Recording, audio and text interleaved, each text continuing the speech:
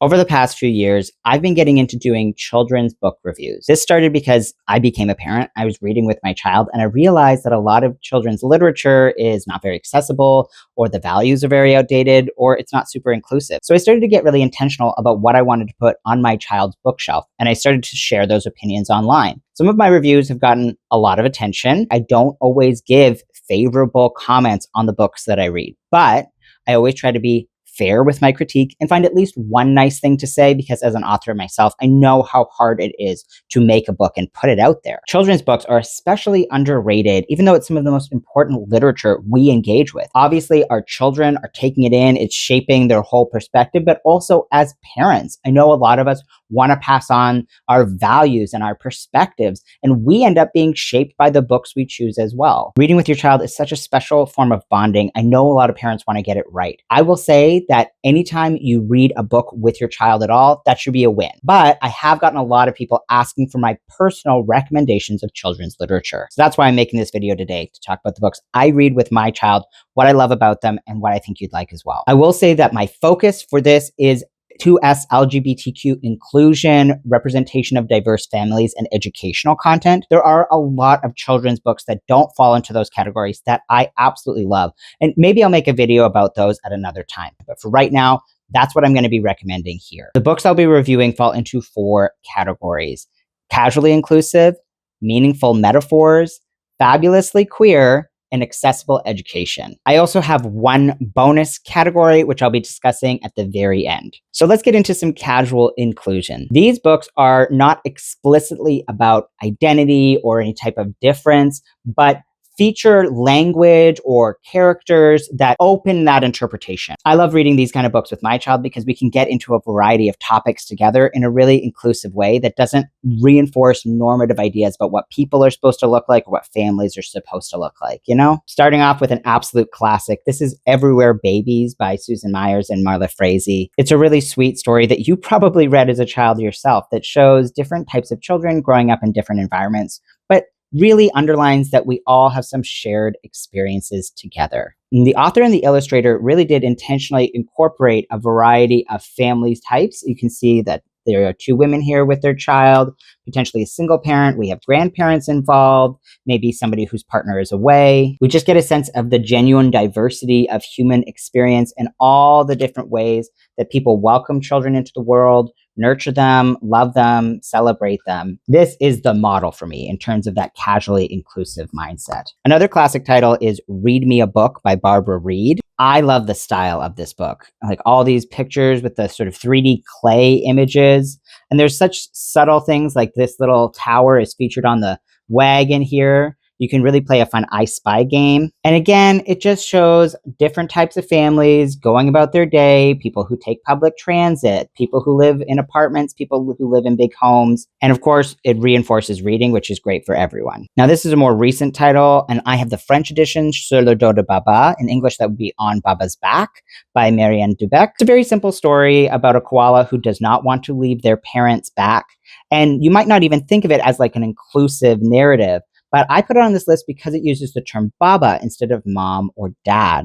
And I know there's a lot of Babas out there. That's their parent title. And sometimes it's hard to find literature that represents their family. So that's why it made it onto my inclusive list. It's also just a really cute little story. Really great for all those people with Velcro babies out there. The last books I'm going to include in this category are the Little Feminist series. This one's On the Go. This one's Families. And lastly, we have How We Eat.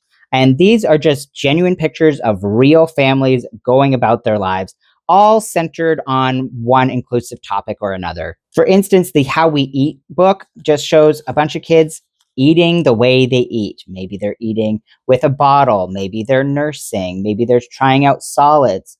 But the book is also intentionally inclusive in terms of different types of families, different types of people, different disabilities, something that I've just not seen in a lot of other children's literature.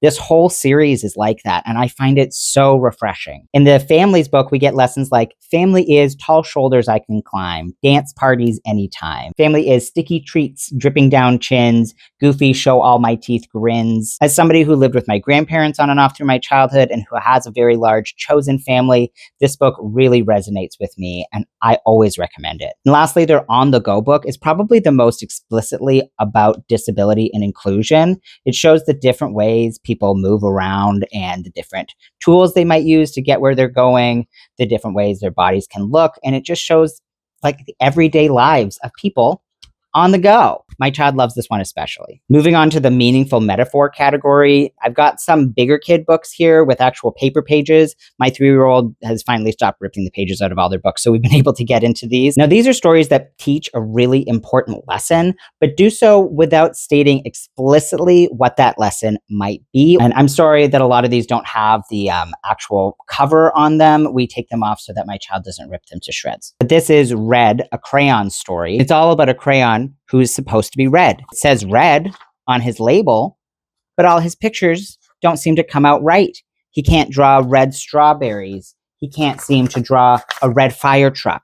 When he tries to draw an orange with his friend, it comes out green. Now, of course, everybody's trying to help him be better at being red, but it's just not working. That is until someone realizes that maybe he needs to let go of wanting to be red and realize that what he is blue. This works as a great metaphor for a lot of things, definitely as a disability, but also queerness, transness. And at the end, all the crayons come out and celebrate that Blue is embracing all that he is and can be. And he becomes one of the greatest crayon artists of them all. These two books are actually by the same author, Only and Neither. And this one, again, a lovely metaphor. It's a world of bunnies and birds. And one day, there's a green egg that hatches something different. This is the kind of book that's written with just dialogue and not necessarily a ton of description. So it leaves a lot of room for you to talk about it with your child, saying things like, I wonder what their name is. What would you call that creature?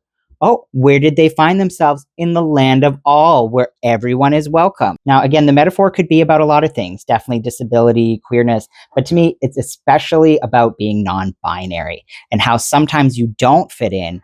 And that's how you find the people who really matter. In the end, we get a bunny and a bird who actually don't fit in very much at home, but were sort of passing in their community. And they come to join the land of all too when they see that it's a place where everyone can be themselves. The last page in this book is my favorite as it almost functions as an I Spy. You can sit here and look at all of these different creatures for ages and ages. And like I said, that author also wrote this book, Only, which is all about a bird who likes to be alone. My child loves this book, and I would say it is especially good for any parents out there who are introverts. It also works well as a metaphor for autism. This little bird doesn't always want to play with the others. They don't like to be in a big crowd. They feel overwhelmed by loud noises. They decide to build themselves a quiet nest where they can engage in quiet hobbies. And then the other birds gently come in to explore the quiet nest and realize that they like being quiet sometimes too. And in the end, the bird gets to decide when they want to be with the group and when they want to be alone, but no one ever has to be lonely. Not Quite Narwhal is another great book about not fitting necessarily in one category or another. I think it also could work well for children who are adopted or who are living in maybe a few different cultural contexts. It's about a unicorn who is raised by narwhals and doesn't even recognize that they are a unicorn until one day they go to land and meet with the other unicorns. Among the unicorns, they learn all about life on land, and they question whether they want to stay there. But they also miss their family under the ocean. In the end, they end up having a big beach party where the narwhals and unicorns can all be together. Lastly, in terms of meaningful metaphors, Margot and the Moon Landing is one of my personal favorites. It's based on the author's childhood experiences, and it's all about Margot, who has a very special interest in space. Specifically, the moon landing. They try to tell their teachers and classmates about it, but nobody is as interested as Margot.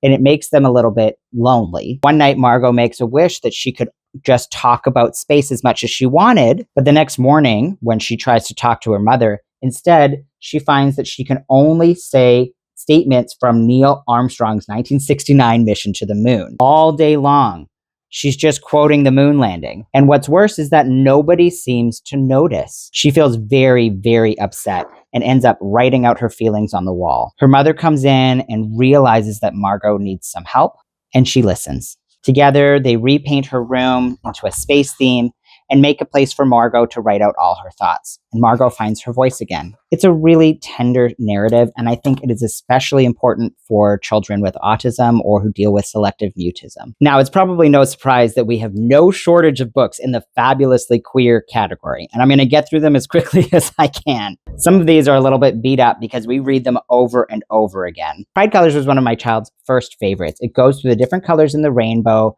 and shows real pictures of babies and families just living out their lives and loving each other. It's a very sweet little book. And one of my favorite details is at the back, it actually goes through the colors in the pride flag and what they mean, why they were selected. I would love to see an updated version of this that gets into the progress flag, but this is a great starter. We also have My Family, Your Family, which is a very cute little introduction to just the different types of families people can have. There's families with 2 moms, families with 2 dads, people with big families, people with little families, folks who live with blended families, people who live with their grandparents, people who have family close by, people whose family is far away. And at the end, they all go to the park. My favorite are the twins who are like always fighting. Now, these are a couple of books that get into a very particular topic. I almost put them in the educational category for that reason, but we have the pronoun book, which is a very clear introduction to terms like he, she, and they. And I particularly like to show how they can be used in this sentence, like she is playing her guitar. He made these baguettes and they're packing a party bag. And one of my favorite moments comes at the end where all the people we've seen in the book and more meet up for a big picnic. This one is another more educational piece. It's called It's a They.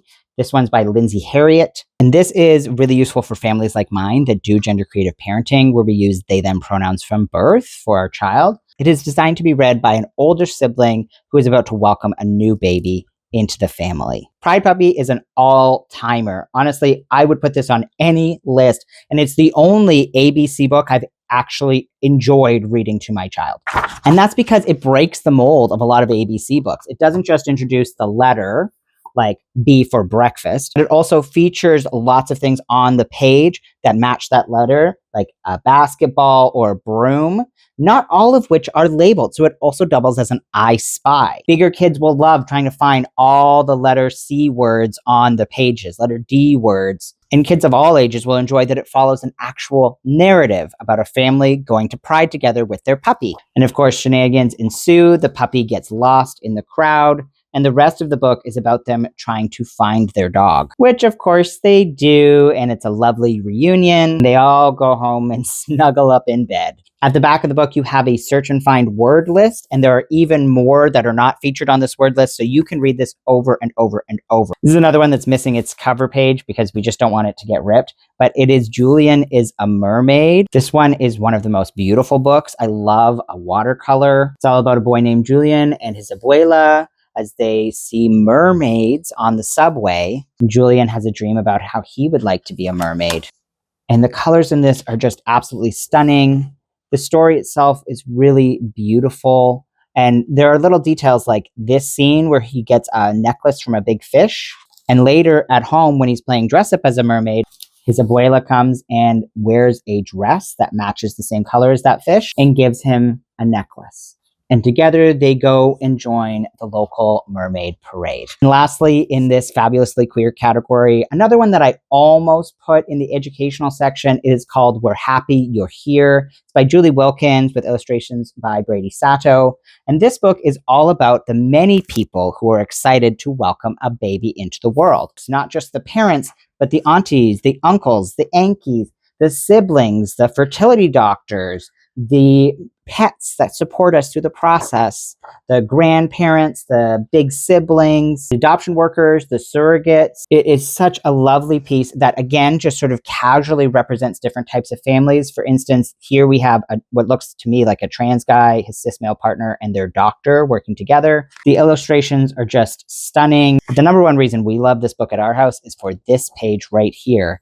that features a 3-parent family just like ours. And my child points to this and says, there's Papa, Daddy, and Momo. Oh, it's such a delight every time. And I just could read this over and over again. I think we'll be actually reading it at my child's preschool maybe later this month. Sorry for the lighting change. I had to reshoot this next segment because my camera just stopped recording. But here we go. The last category on my list is accessible education. These are books that explore a variety of topics at a level that my child can really understand. First up is The Color Monster, which is a great introduction to emotional regulation. If anybody out there does the zones of regulation, this is an intro to that. It's about a monster who doesn't understand his feelings. They all feel jumbled up. So he learns about how to feel them, how to identify them, and how to put them, as the book describes it, in their own jars. And at the end, once he's able to name and identify his feelings, he feels much more regulated, and he expresses love and appreciation for the child who helped him do it.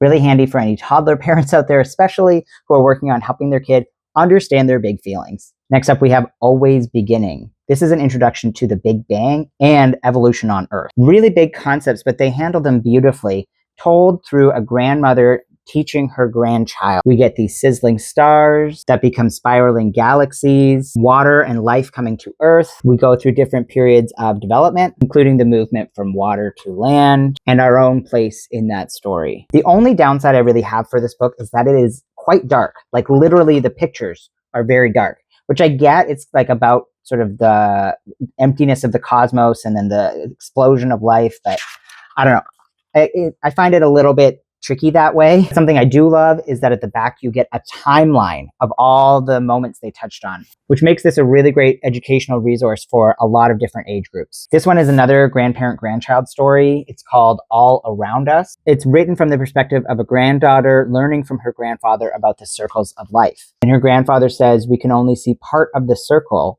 but you can imagine the fullness of it. We talk about circles of life in the garden, circle of life with each other. She realizes that she is part of the circle too, the part that we can see, just like a rainbow. Talk Like a River is an award-winning book that draws on the author's own story of growing up with a stutter. It's visually quite stunning, and the words are quite poetic. The pea in pine tree grows roots inside my mouth and tangles my tongue. The C is a crow that sticks in the back of my throat. The M in moon dusts my lips with a magic that only makes me mumble. These images really bring the sense of silence, contrasted with his emotional overwhelm. But the most standout moments are when they go to the riverbank, and the child's father tells him that he talks like the river, bubbling, churning, whirling, and crashing. Here we have a centerfold where we see the child and the river, one and the same. It's a really gorgeous book. I find it's mostly for bigger kids. My kid has a little bit of a hard time sitting through the whole thing, but I love to read it. Next up, this is probably one of the most controversial books I've ever reviewed. It is What Makes a Baby. The pictures themselves remind me of Dr. Seuss a little bit, and the content is very straightforward. This is an egg. Some bodies have eggs, some do not. And they describe the DNA that's held inside of something like an egg through the language of stories. This is a sperm. Some bodies have sperm, some do not. Whenever I read this, there's always somebody in the comments who's like, why is there somebody with nothing inside? Is that a metaphor for being non-binary? That doesn't make sense. Sex is biological. I'm like, dude, some people are infertile. You never heard of a hysterectomy? Sometimes you don't have anything in there. I don't know what to tell you. Inside the sperm, there's a lot of stories just like in the egg. And the sperm and egg together can make a baby, but they need somewhere to grow.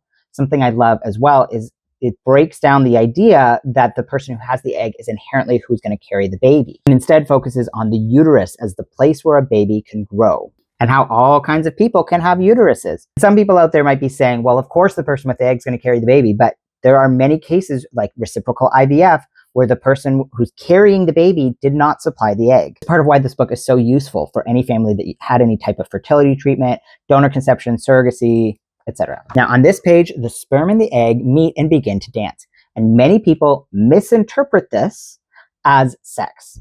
This is not sex. This is the meeting of the sperm and the egg, which actually can happen in a variety of settings. Again, this book is intentionally designed to be as accessible as possible for a wide variety of families and conception stories. These are not meant to be stand-ins for the people that these parts came from. This is a close-up on what's happening at the microscopic level. They danced around and talked so much that they turned into a whole new thing with its own stories. Sometimes this tiny thing does not grow. And sometimes it grows into a baby. This is my kid's favorite part. I also love that they don't emphasize that every child is born to two parents. Instead, just ask, who was it that gave the egg and sperm to make you? Who was excited that it was you that grew? They also show the baby as it's all grown inside of the body and talk about birth. Sometimes the baby comes out through a place that most people call the vagina. Sometimes they come out through a C-section. And after waiting and waiting and waiting, the baby arrives and everyone is so excited to meet them. I don't know why so many people are so upset about this story, because it's honestly just very sweet and educational.